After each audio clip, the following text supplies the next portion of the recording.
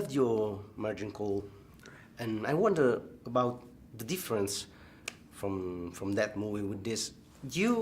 What was the strangest thing and the hardest thing in going to a movie with just one actor and just 31 pages of script? Yeah, I think there were a lot of challenges, obviously, in production, but the sort of greatest challenge, if that's the question, was the editing.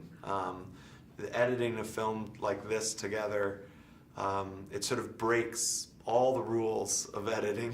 Most editing is structured on point, counterpoint, boom to another, and boom, and back and forth.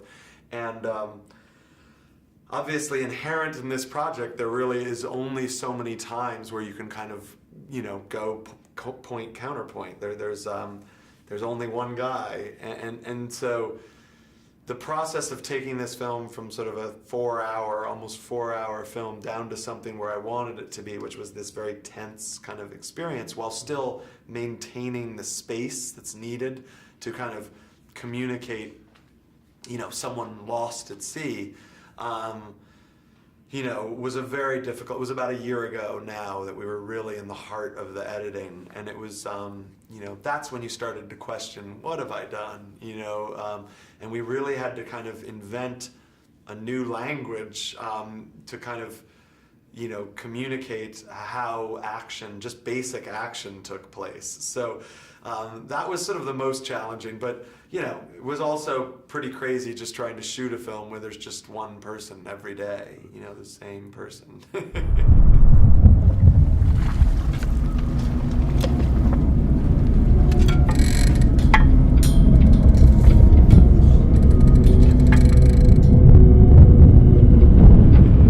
Did you shoot a different ending of this movie? No.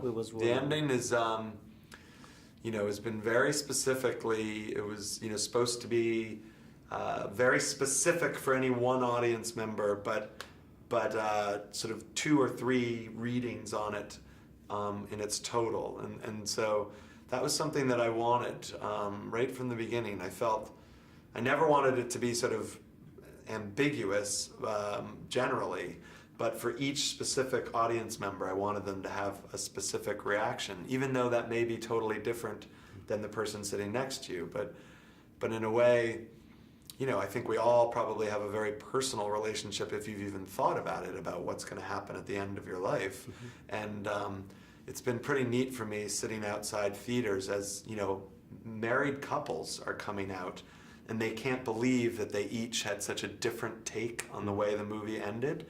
And, that's sort of pretty cool for me, because essentially, that's a married couple that should probably be talking about that, because it changes the way you live your life today, with what you think is going to happen, when we all kind of, meet the end, which we will, So that was always intended to be something that could be read different ways.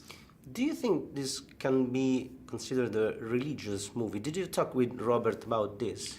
We never discussed the ending with each other. It's hard to say, but we got into the making of this film, and we sort of he was that character, and I was there trying to steer him through, the maze of making the film. But in a way, we had some pretty intense conversations at time, but we never specifically talked about emotionally what I still don't know what he thinks happens at the end of the film, and I know he knows I don't know. He doesn't know what I think. So but it's certainly, if you're a religious person, there is certainly a version of the film that kind of can play into that, and faith in fighting and fighting and fighting until you can't fight any longer. So but again, that's about reading the film, in the way that you do. So it's certainly there, and I'm a conflicted religious person myself. I have different views and different, so in a way I'm working out some of my own issues, which is the benefit of getting to make a movie, I guess. But